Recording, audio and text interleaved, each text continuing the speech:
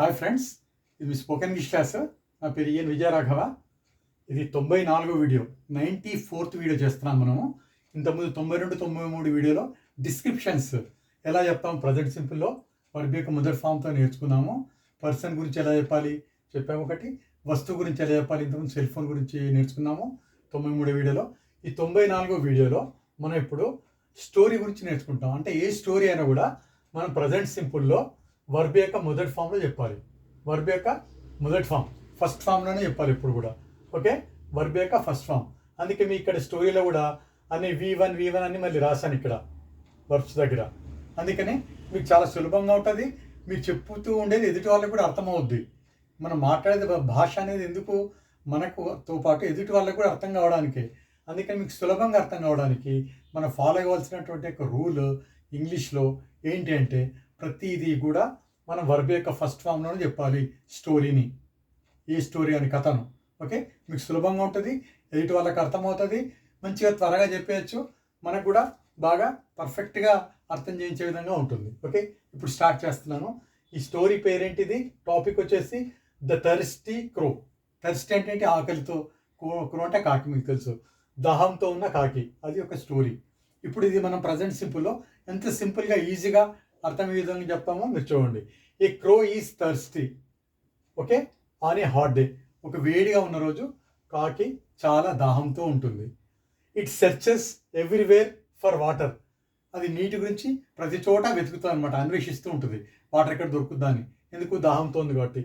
అదే ఈ వాక్యాన్ని suppose it searches everywhere water అనే బదులు మీరు it is searching everywhere water, it has searched for water, it searched for water, మీరు కన్ఫ్యూజ్ అవుతారు, ఎయిట్ వాళ్ళకి ఏం పూర్తిగా అర్థం కాదు.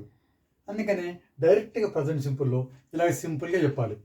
ఏ crow is thirsty on a hot day, it searches everywhere for water. మొదటి వర్బ్ ఫామ్ సెర్చెస్. ఇట్ అంటే ఈ షీట్తో ఎస్ వాడతాం వర్బ్కి. It finally finds a pot. చివరికి ఆ కాకి ఒక కుండ దొరుకుతుంది. ఫైండ్ అంటే కనుక్కోవడం, దొరుకుతుంది అనమాట. ఎవరికి, కాకి. But the water is at the bottom. కానీ వాటర్ ఎక్కడ ఉంటుంది, అడుక్కు ఉంటుంది. అంటే మనం ప్రజెంట్ సింపుల్ చెప్తున్నాం కాబట్టి ఈజ్ వాడాము. Water is at the bottom. చూసారా, అన్ని ప్రజెంట్ సింపులే, చాలా సులభంగా ఉంటుంది. Next, the crow notices pebbles near by. Notice అంటే గమనిస్తుంది, దగ్గరలో ఎక్కడ ఉంటాయని వెతికి చూస్తే వాడికి దానికి కాకి పెబుల్స్ దొరుకుతాయి, చిన్న గుల్కరాలు లాంటివి.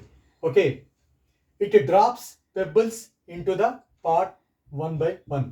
డ్రాప్ అంటే ఒకదాని తర్వాత ఒకటి ఆ గుల్కరాలను పెబుల్స్లో ఆ యొక్క కుండలో పాట్లో ఒకదాని తర్వాత ఒకటి వేస్తూ ఉంటుందన్నమాట. ఎవరు, కాకి. Next point, the water level rises. Water level పెరుగుతుంది. ఇక్కడ చూడండి, the water level rises, verb first form. Rose risen, has risen ఏం వాడకూడదు. ద వాటర్ లెవెల్ రైజెస్, నీటి మట్టం పెరుగుతుంది. నెక్స్ట్, ఇట్ డ్రింక్స్, అది త్రాగుతుంది. ఓకే, ఎంత సింపుల్గా ఉంది చూడండి స్టోరీ చెప్పడం. ఇట్ పెంచెస్ ఇట్స్ థర్స్ట్, అది దాని యొక్క దాహాన్ని తీర్చుకుంటుంది. పెంచ్ అంటే తీర్చుకోవడం, థర్స్ట్ అంటే దాహం, దాని యొక్క దాహాన్ని తీర్చుకుంటుంది. ఇది మన స్టోరీ. మనం చిన్నప్పటి నుండి వింటే ఉంటాము థర్స్టీ క్రో స్టోరీ. ఎంత సులభంగా మీరు పిల్లలకు కానీ ఎవరికైనా చెప్పాలనుకోండి, ఈజీగా అన్ని వర్బ్ ఫస్ట్ ఫామ్తోనే సులభమైన వర్డ్స్తో సులభంగా అర్థమయ్యే విధంగా మీరు ఎక్స్ప్లెయిన్ చేయొచ్చు. I hope you understood the story. Just to practice, just keenly observe all these words that are used by me, the very verb first forms. It's very useful for you to take this story and just you can make certain stories like this and can explain them to the children in the very verb first form, present simple, so that it is easy for you, easy for the listeners. They can understand very well. You can also easily understand. They can learn quickly language and it can be useful for you and for the learners or the students or the children whoever learn or listen to this story.